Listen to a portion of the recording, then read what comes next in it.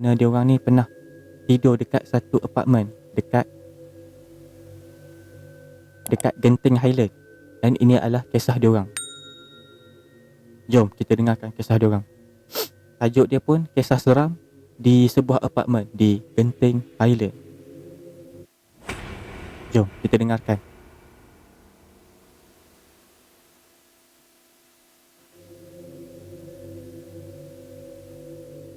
Okey, seperti yang dirancang, ada 4 orang satu kereta.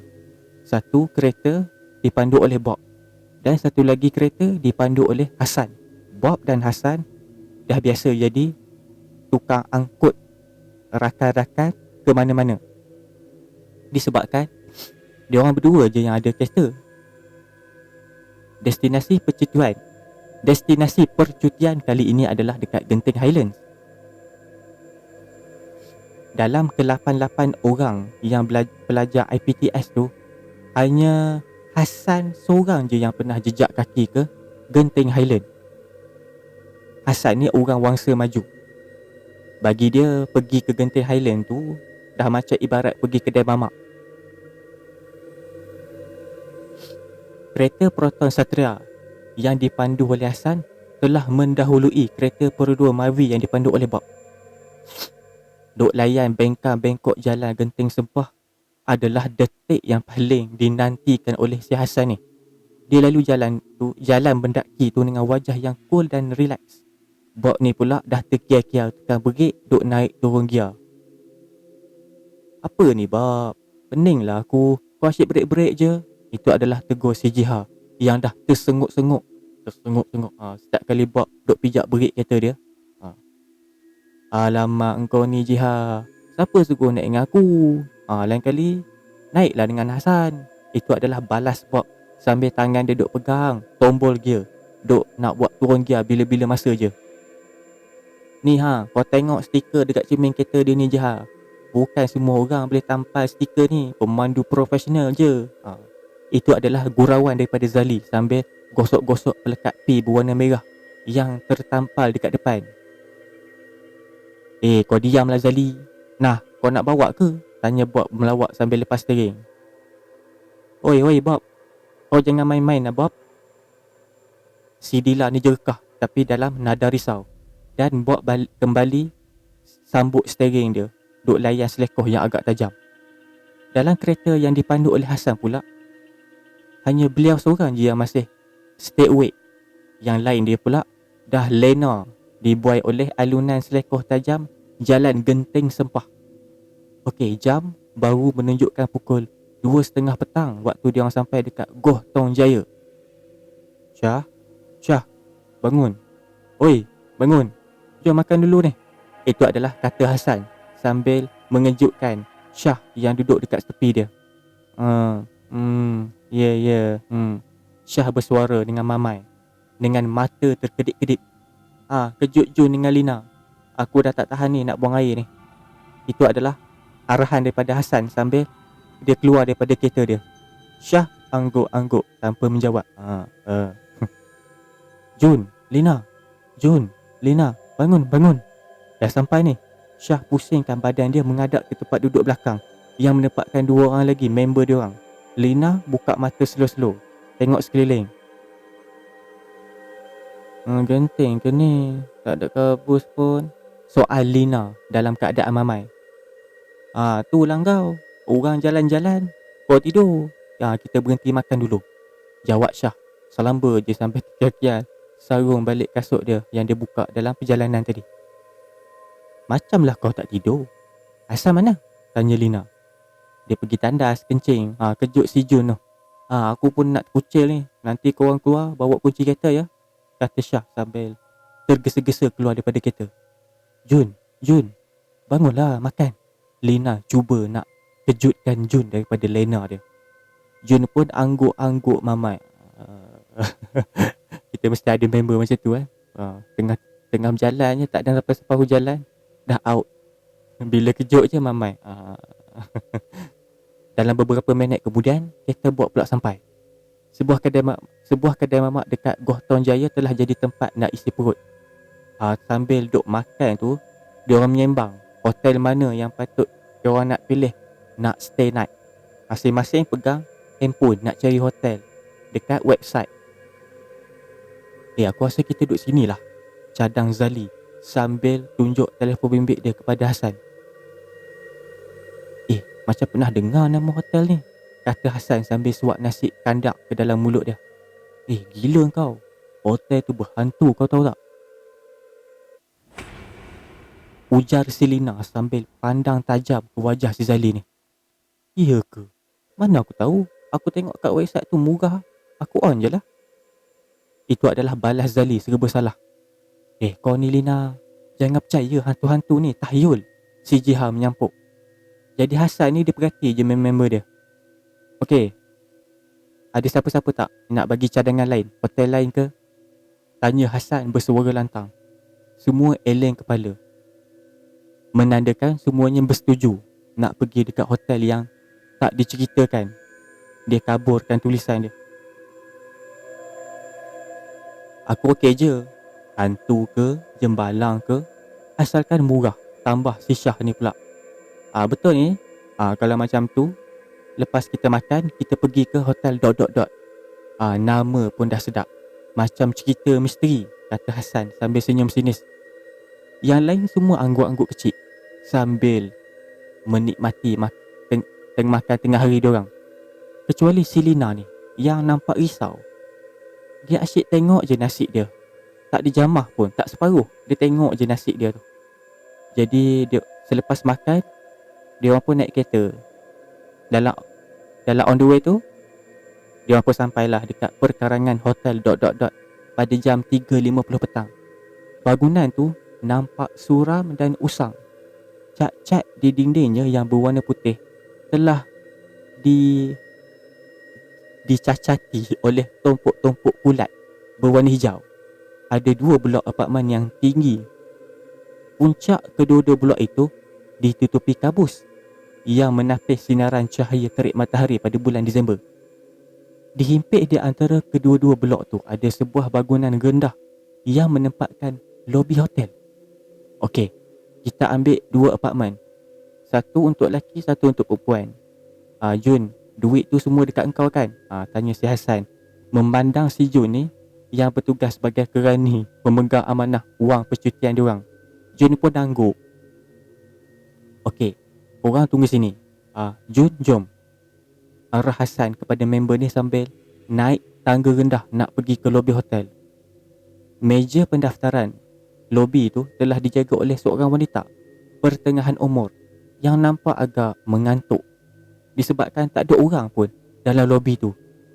Selain wanita tu lah pertengahan umur tu yang sedang reka baca surat khabar berbahasa Cina.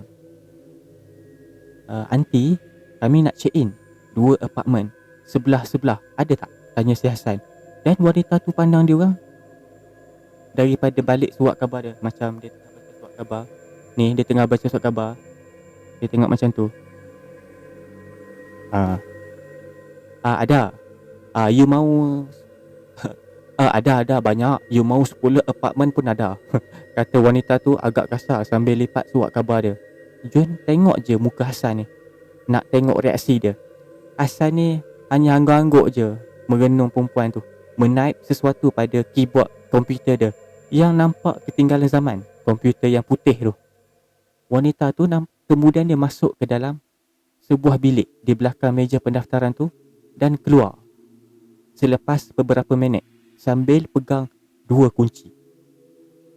Ini kunci apartmen nombor 131 sama itu 133 sebelah-sebelah, kata wanita itu sambil menghulurkan 2 bentuk kunci yang pada kedua-duanya tersangkut kad plastik yang tertera nombor apartmen. Tipikal lah bilik hotel kan, ada dia punya kad plastik tu yang ada tertera nombor bilik kan. Sebelah-sebelah ke? Apartmen nombor 1332 dekat mana? Tanya Hassan merenung nombor-nombor pada kad tu. 1332 dekat depan bilik you, maukah? Tanya wanita itu serius. Tak apa. Tak apa. Tak mau. Berapa deposit? 2 bilik 200. Jadi John ni hulurlah wang deposit dekat perempuan tu. Sejenak kemudian dia tengok balik wajah si Hassan ni. Hasan, kau tak rasa pelik ke? Kan cuti sekolah ni, kenapa tak ada orang? Si Lina ni tanya si Hasan ni dengan nada yang agak berbisik.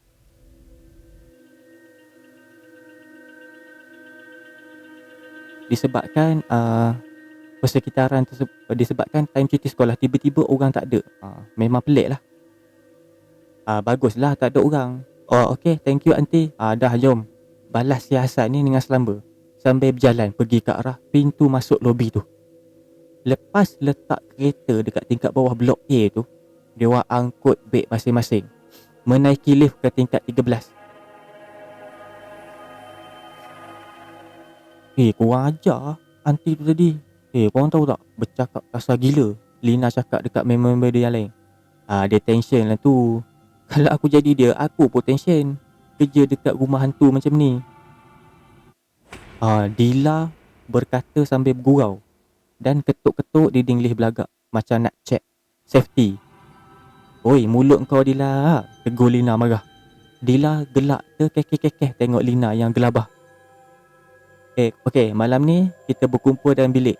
Cerita-cerita hantu nak tak? Syah bagi cadangan sambil pandang member-member dia. Si Dila ni, cantik. Yang lain cuma sekadar angguk-angguk je lah. Si Lina ni pula dah bertambah pucat. Dah lah pergi tempat yang suram. Member pula ajak cerita hantu. Mana tak pucatnya. Bila diorang sampai dekat unit apartmen, masing-masing letak beg diorang dekat dalam bilik tidur. Okey, setiap apartmen ada 2 bilik. Hasan, Bob, Zali dan Syah pilih apartmen 1331 atas alasan keselamatan. Disebabkan bilik tu dekat dengan lift. Kata Syah, kalau ada orang nak pecah masuk, dia orang akan pecah masuk bilik tu dulu. Jiha, Dila, Jun dan Lina ambil apartmen 1333. Dekat depan unit apartmen dia orang pula terletak ada pintu yang tertera nombor 1332, nampak usang dan tak ada penghuni. Okey, malam tu selepas dah makan Maggi, yang perempuan pula berkumpul dekat apartmen lelaki menurutkan cadangan Syah petang tadi nak share cerita hantu masing-masing. Wajah Lina nampak terpaksa, tapi ikutkan sajalah sebab tak berani nak tinggal kat bilik keseorangan. Okey, lampu ruang tamu apartmen 1331 dimalapkan. Nak tambah lagi suasana seram dekat ruang tu. TV dipadamkan dan sunyi pada malam tu dipecahkan sekali-sekala oleh bunyi cengkerik bersambung-sambung. Kabus dekat luar tingkap apartmen tu semakin tebal, membuatkan cahaya yang agak suram datang daripada arah taman tema Genting nampak berbalam-balam. Jadi diorang ni 8 orang duduk dekat satu bulatan keliling meja kopi kayu yang ada 8 biji cawan berisi minuman panas dan juga plastik-plastik snack. Okey, siapa nak start dulu? Tanya Bob sambil pandang sekeliling. Aku, kata Syah sambil angkat-angkat tangan dia. Seakan-akan nak jawab soalan macam dalam kelas. Okey, Syah, kau start dulu. Kalau tak seram, siap kau, kata Zali sambil senyum sinis. Lina yang duduk dekat tepi dia jeling sambil peluk erat lengan Jun yang langsung tak endahkannya. Okey, cerita dia macam ni. Ada seorang lelaki ni nama dia Sani. Dia ni jual karipap dekat kampung Sebang Karipap. Dia memang terkenal sebab sedap gila. Sani ni duduk dekat hujung kampung. Rumah dia jauh daripada rumah orang lain. Ini kisah yang diceritakan oleh Syah. Ni diorang dah mula start bercerita dekat meja kopi tu. Okey, nak dijadikan cerita. Ada satu malam ni, ada orang kampung nama dia Karim nampak Sani ni terhendak-hendak keluar daripada rumah dia bawa cangkul. Si Karim ni pun pelik lah, buat apa malam-malam keluar bawa cangkul. Dia ikut Sani senyap-senyap. Tiba-tiba Sani masuk dalam kawasan perkuburan. Sani gali salah satu kubur ni. Kubur melati yang baru je meninggal dunia semalam. Hati si Karim ni dah tak sedap hati. Dah lah si Karim ni suka makan karipap si Sani ni. Tiba-tiba Karim nampak Sani keluarkan pisau daripada poket. Dia macam tengah potong something daripada lubang kubur tu. Terkejut si Karim ni. Dia nampak si Sani ni angkat seketul daging warna merah keluar daripada kubur tu. Karim berlari macam tak cukup tanah balik ke rumah. Malam tu Karim mimpi. Dia mimpi melati datang tepi tingkap dia, tanya pada dia, Karim, Karim, mana daging aku? Jap. Apa pasal pula melati pergi cari Karim? Kan Sani yang curi daging dia. Tanya Hasan geram. Entah kau ni. Orang suruh cerita hantu, kau cerita mimpi pula. Sambung Zali pula. Syah terdiam sambil jeling dua orang member dia. Secara tiba-tiba, angin menderu masuk ke dalam ruang tu. Dan sayup kedengaran luar pintu apartmen diorang. Ada suara seseorang dengar macam halus.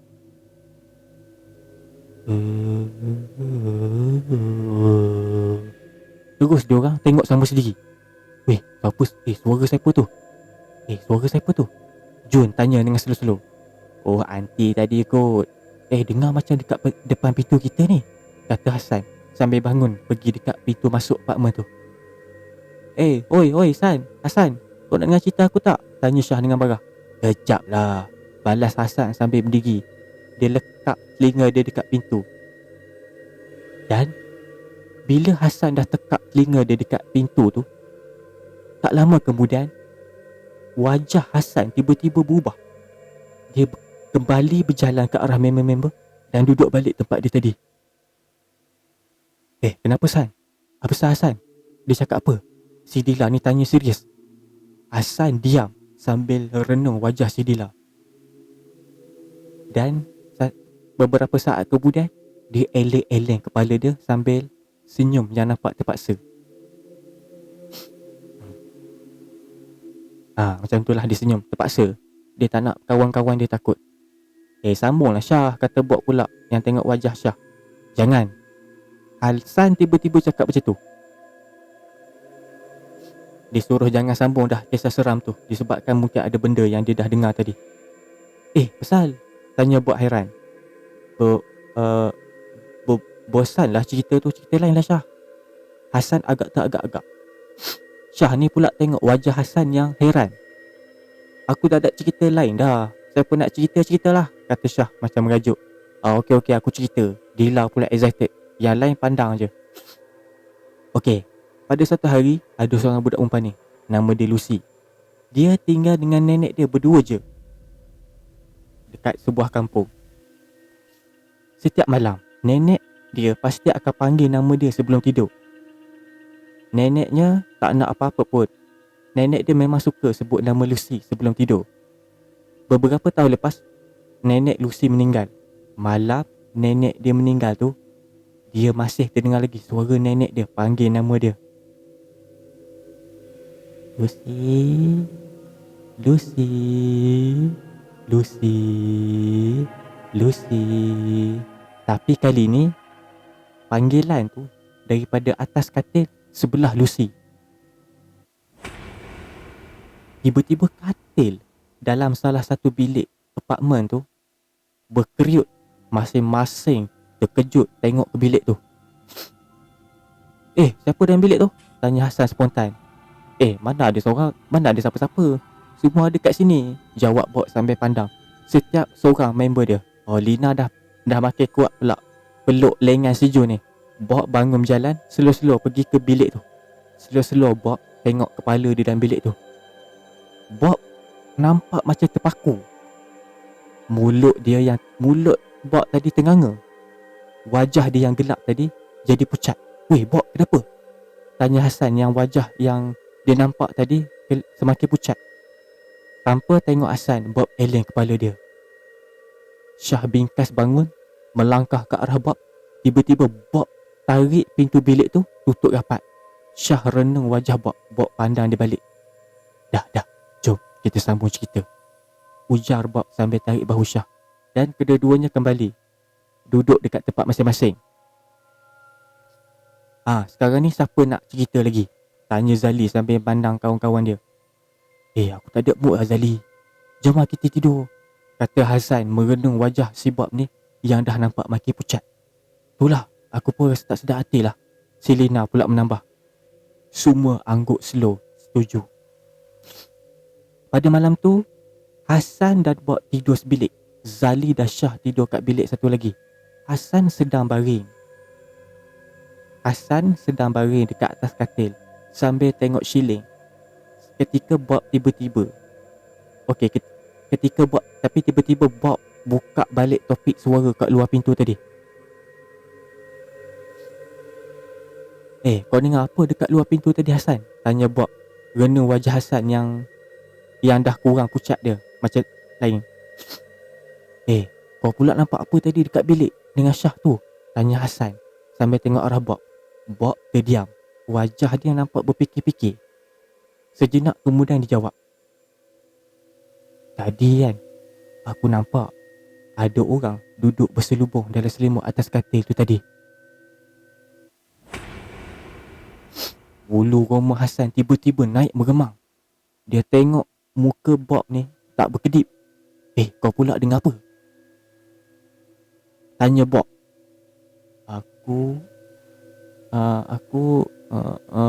Aku tadi kan, aku dengar suara perempuan sebut, Mana daging aku? Macam ajuk si Syah bercerita. Jawab Hasan dengan perlahan. Wajah dia nampak gusar bila dia pandang balik Bob. Hasan, aku tak sedar hatilah. Jom kita panggil budak-budak ni tidur hotel lain. Kita dah bayar deposit Bob, rugilah. Kau tak nampak tadi San? Nak gugur jantung aku ni, kata Bob sedikit berbisik. Yelah, jom. Gegas Hasan berjalan keluar ke arah bilik Zali dan Syah.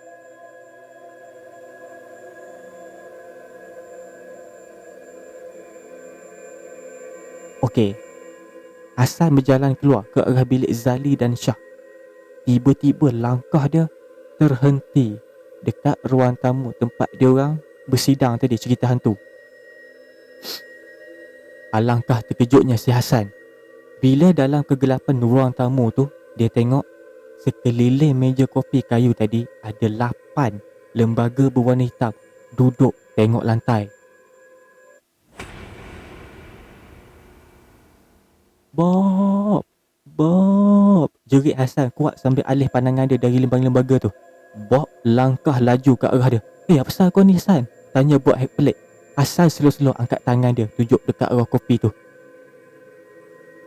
Dan Bob tengok ke arah yang ditunjukkan oleh Hasan. Apa? Kenapa dengan meja tu? Tanya Bob heran pandang ke arah meja kopi tu. Hasan gosok slow-slow mata dia. Tadi aku tak ada apa-apalah. Aku salah nampak kot, kata Hasan kembali berjalan masuk ke dalam bilik.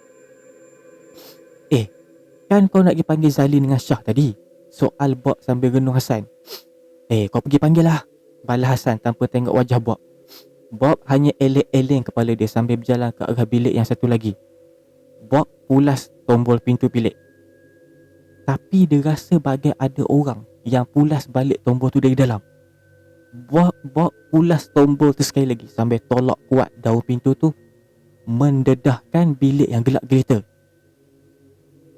Syah,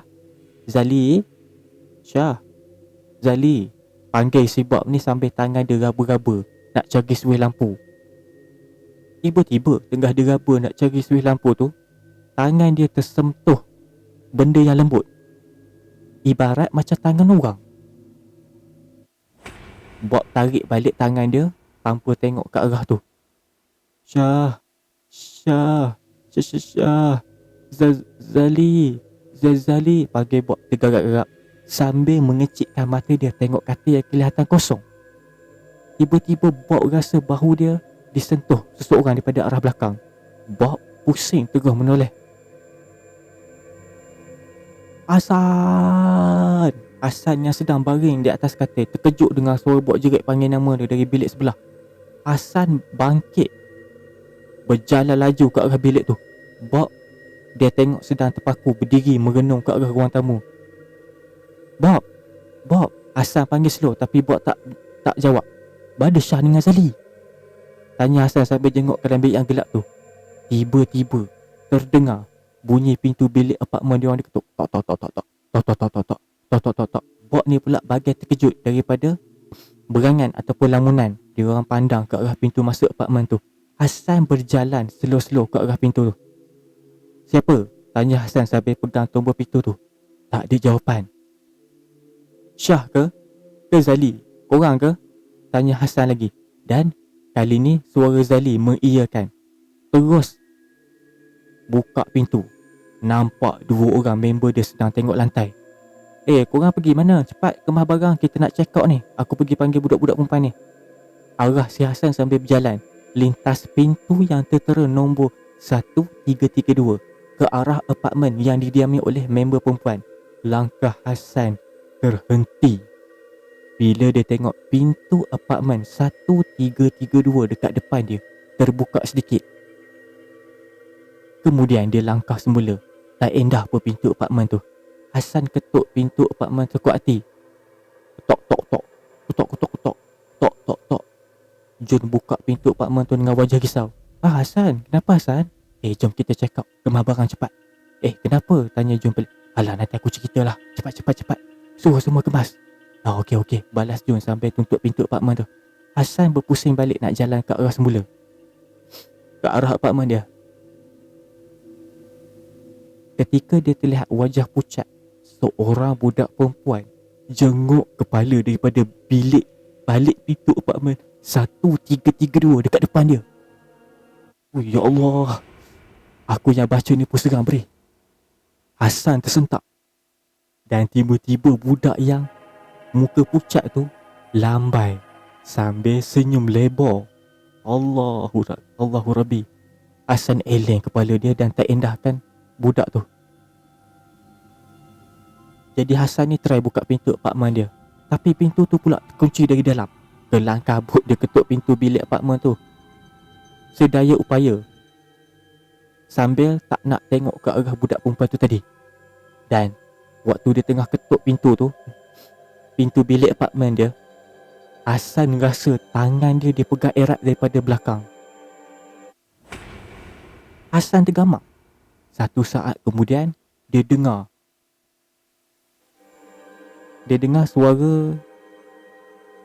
suara si Jun ni menjerit.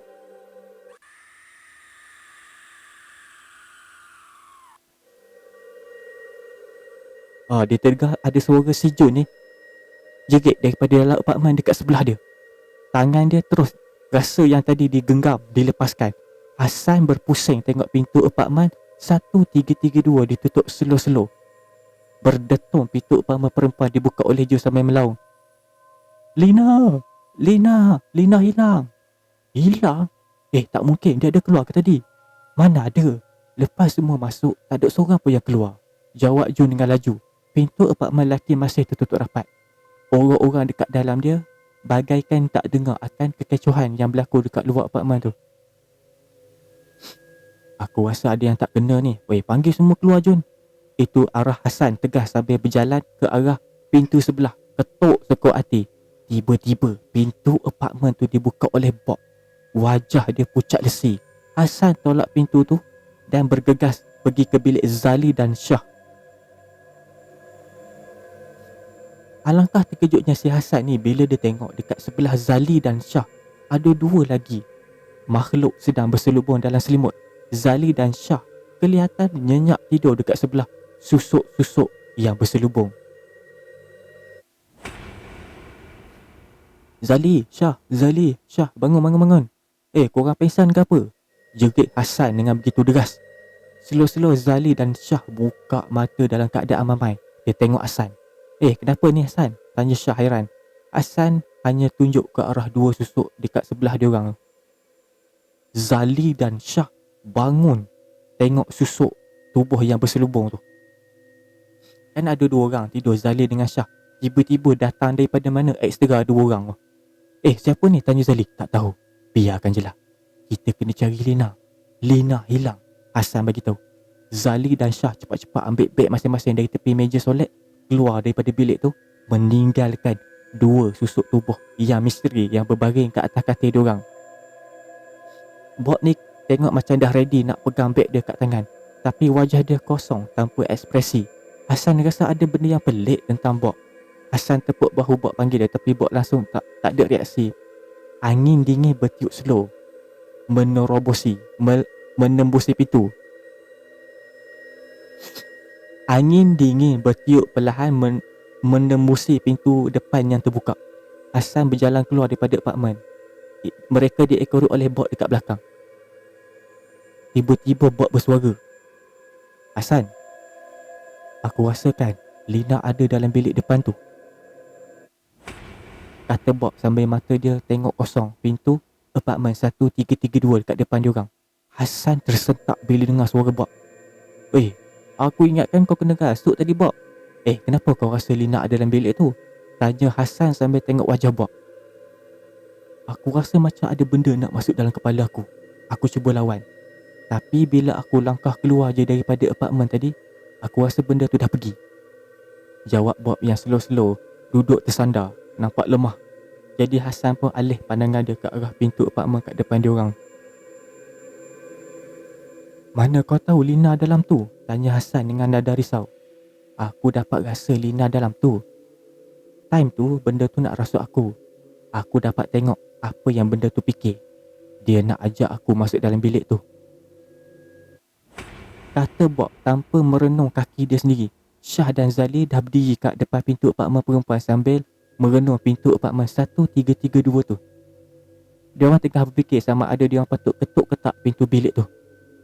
Satu saat kemudian, Jun keluar daripada pintu bilik di sebelah, diikuti oleh Dila dan Jiha.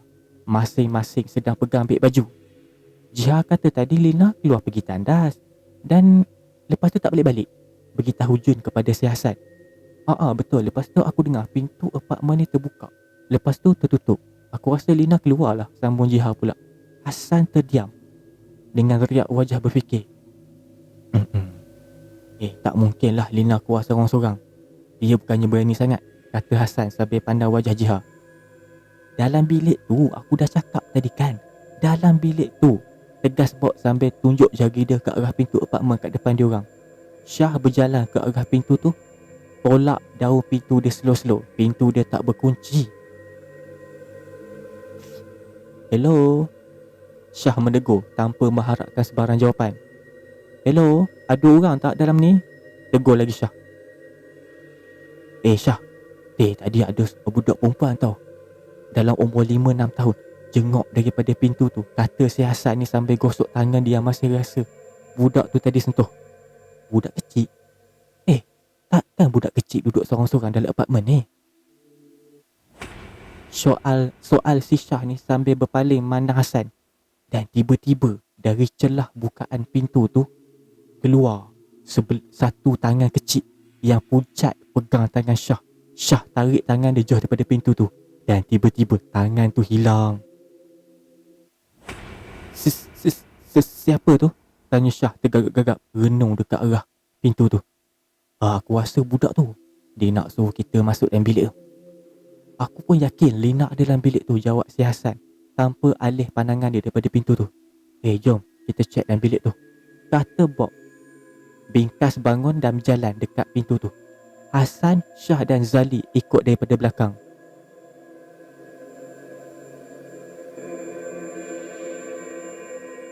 "Oi, jangan masuk bilik tu," tiba-tiba bergema. Sekejap. "Oi, jangan masuk bilik tu," tiba-tiba bergema orang lelaki tua jerkah dia orang daripada hujung lorong tingkat 13. Lelaki tua tu jalan laju mendekati dia orang. Pakcik, kami nak cari kawan kami. Saya rasa dia ada dalam bilik ni," Hassan memberitahu daripada muka pintu. Lelaki tua dia pun tengok ke arah pintu apartmen 1332 tu, dan dia alih pandangan dia ke arah setiap seorang daripada mereka yang sedang berdiri dekat luar apartmen tu. Korang tunggu, biar aku masuk cari," arah lelaki tua tersebut sambil berjalan masuk apartmen 1332 tu. Beberapa minit kemudian, lelaki tua tu keluar, dukung si Lina kelihatan tidak sedarkan diri. Lelaki tua tersebut kemudian mendudukkan Lina di atas lantai luar apartmen tu. Lina bersandar lemah pada dinding dekat belakang dia. Mereka bertujuh menghela nafas lega disebabkan tiada apa-apa yang berlaku. Yang maksudnya tak ada kecederaan lah yang berlaku pada Selina ni. Selamat jumpa. Korang keluarlah dari sini. Tak usah duduk kat sini, kata lelaki tua tu dalam nada agak kasar. Kenapa pakcik? Pakcik kerja kat sini ke? Tanya Bob. Jawab pakcik tua tu dengan ringkas. Apa dah jadi dengan kawan kami ni? Tanya si Dilam tengok Lina yang masih tak sedarkan diri. Tak ada apa-apa nak, dia cuma tertidur je, letih je, jawab lelaki tua tu sambil tutup pintu apartmen 1332. Sekarang korang terus pergi kereta masing-masing, jangan naik lagi. Siapa boleh angkat budak perempuan ni? Sambung lelaki tua tu. Saya boleh, jawab Bob sambil angkat tubuh Lina yang jauh lebih kecil daripada tubuh dia. Dan lelaki tua tu pun mengangguk-angguk. Korang pergi kat kereta ya, aku check out dulu, arah si Hasan kepada member-member yang lain. Tak payahlah, dalam keadaan macam ni kau nak check out lagi buat apa? Tak ada orang pun dekat lobi tu malam-malam macam ni. Bagi kunci korang pada aku. Bagi kunci korang pada aku, kata lelaki tua tu sambil hulur tangan dia. Hasan dan Jun menyerahkan kunci apartmen pada lelaki tua tu. Dah pergi, kata lelaki tua tu agak kasar sambil diri cekak pinggang dekat di hadapan ketiga-tiga pintu apartmen tadi. Dia orang langkah masuk lift, wajah masing-masing pucat. Bila dia orang sampai kat tingkat tempat letak kereta, Hasan buka pintu kereta Bob. Bob pun baringkan Lina dekat tempat duduk belakang dan tutup pintu kereta dia. Sekarang ni macam mana? Kita turun KL lah. Aku dah hilang mood nak bercuti ni, kata Hasan sambil buka pintu kereta dia. Yang lain hanya mengiyakan cadangan si Hasan ni.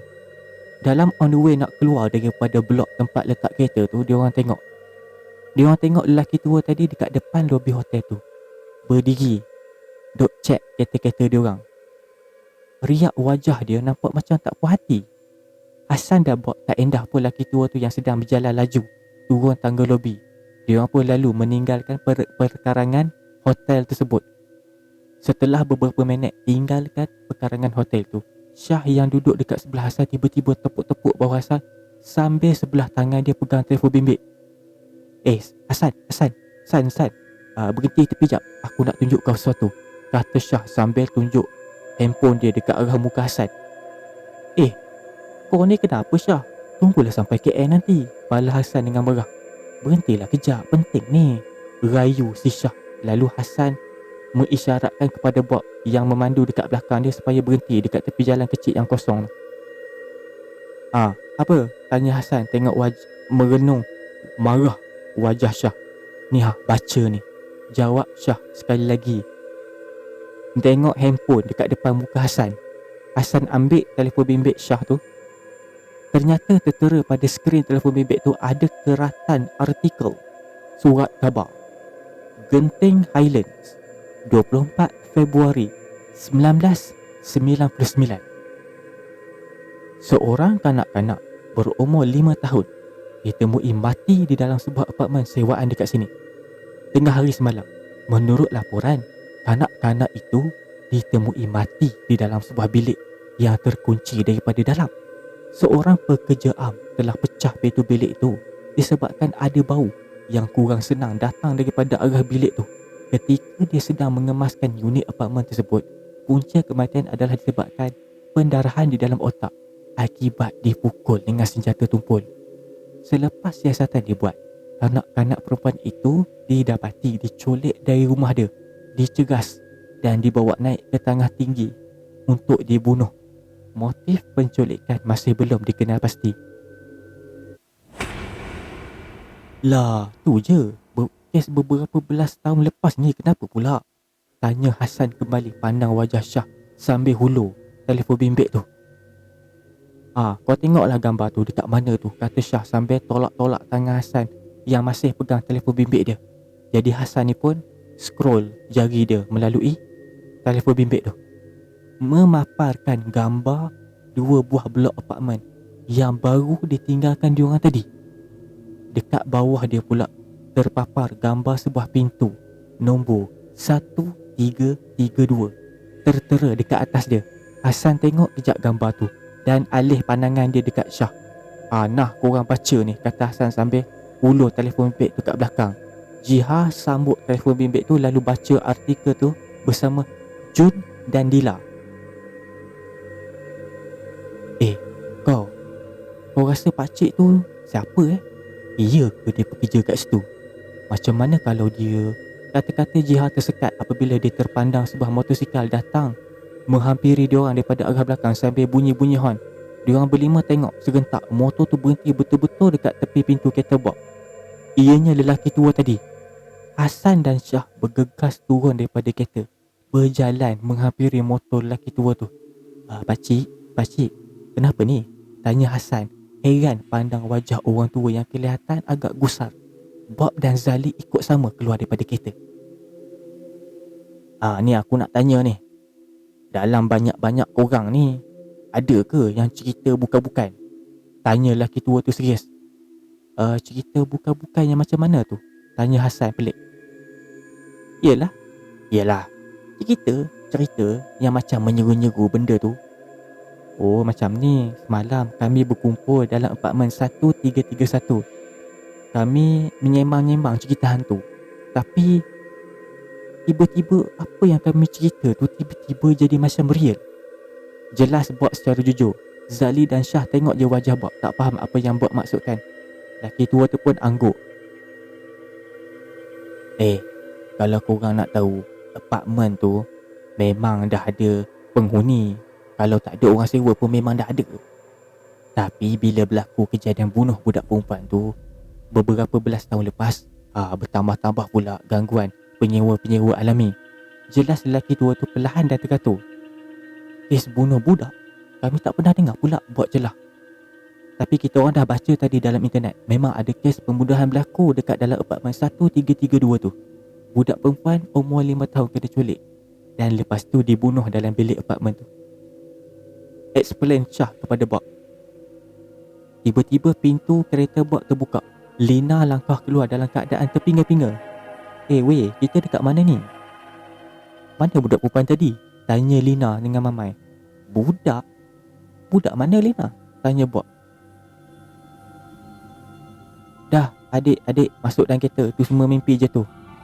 Dah, adik. Adik. Masuk dalam kereta. Itu mimpi je tu. Kata lelaki tua tu lembut kepada Lina. Sekarang ni macam mana pakcik? Benda tu marah ke kita orang cerita bukan-bukan tadi? Tanya Zali risau. Benda tu tak marah. Dia seronok lagi adalah.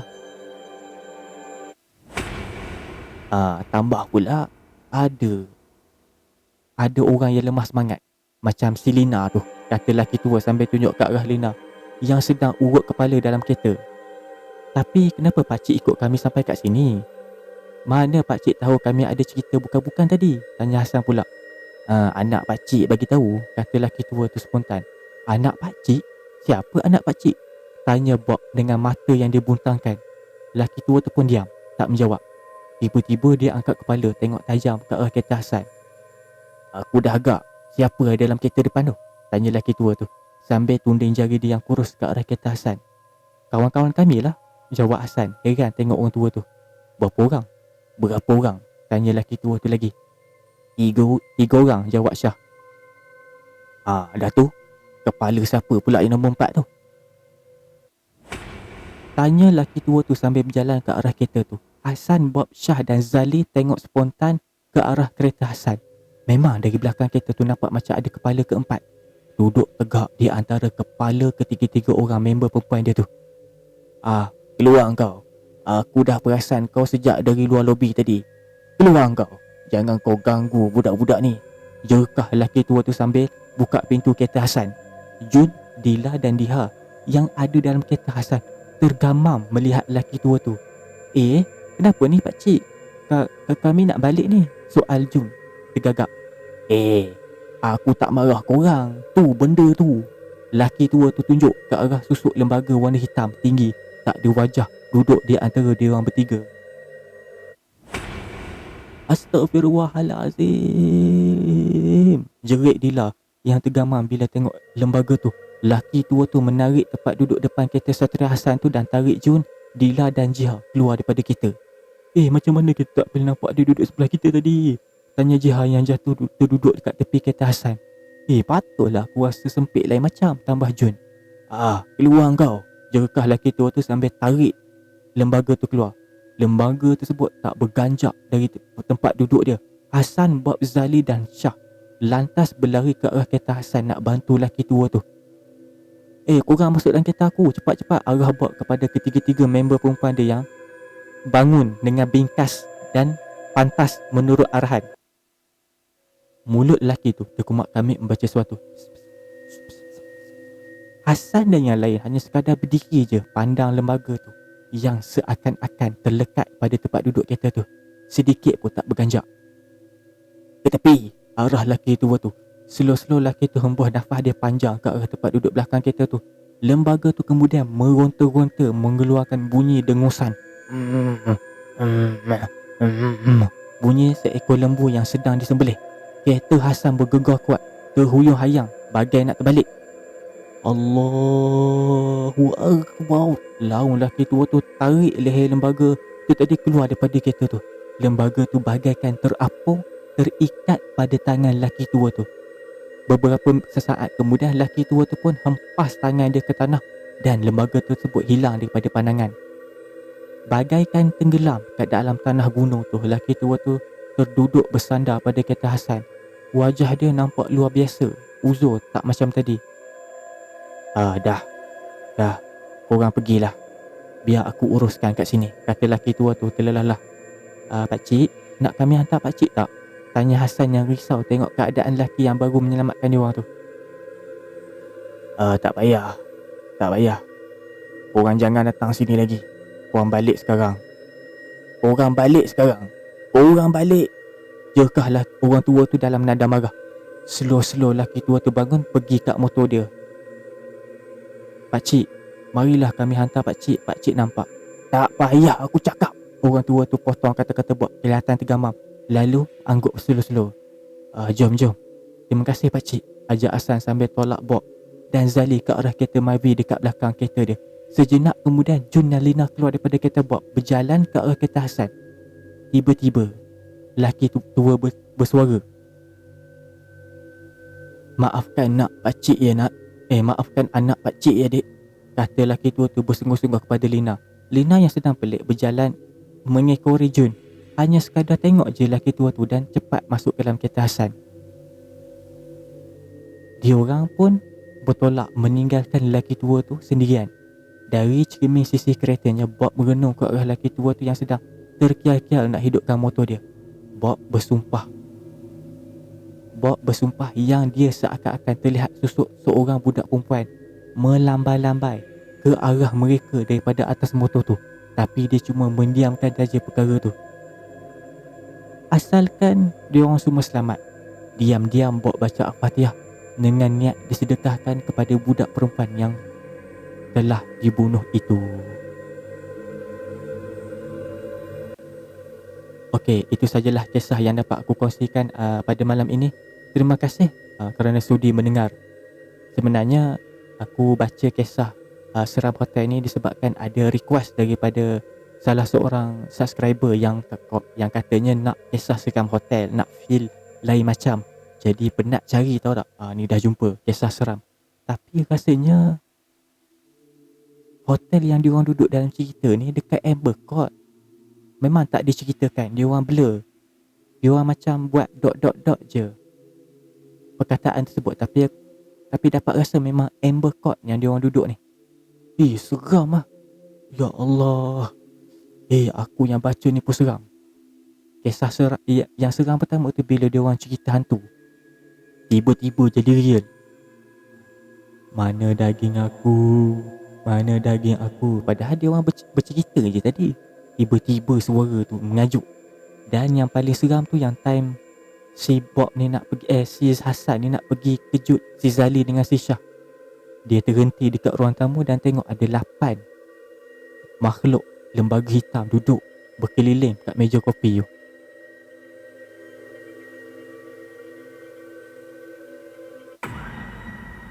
Seram. Lepas tu pula yang time dia si Bob ni nak kejut member dia yang 2 orang, Zali dengan Syah. Tiba-tiba dalam bilik ada 2 orang. Tapi datang dari mana 2 orang yang berkelumbung, jadi 4 orang dah. Dan yang lagi satu, waktu Hasan nak pergi rumah member perempuan dia, pintu bilik 1332 yang tadi cerita tentang ada budak perempuan mati dibunuh tu, terbuka sikit dan nampak budak perempuan tu melambai dan senyum. Ya Allah, kalau aku jadi Hasan lah. Memang pengsan kat situ. Ya Allah. Ya Allah, ya Allah. Dan yang paling seram tu bila dia orang dah part akhir tu, yang dia orang dah nak balik, pakcik tua tu nampak kejar kereta dia orang dengan motor. Nampak dalam kereta ada 4 kepala. Sebenarnya ada 3 orang, Jun, Dila dengan Lina. Datang dari mana kepala yang keempat? Seram. Okay, terima kasihlah sebab dengar kisah ni. Diharapkan anda semua terhibur lah dengan kisah seram hotel ni. Penat tau cari, banyak website dah cari kisah-kisah seram pasal hotel seram, tapi yang ni yang paling seram. Seramnya, ya Allah. Harap-harap boleh tidur lah malam ni ya. Okay, terima kasih sebab sudi dengar. Dan jangan lupa like, share dan subscribe channel Mystic Horror. Dan jumpa anda on the next upcoming video. Assalamualaikum.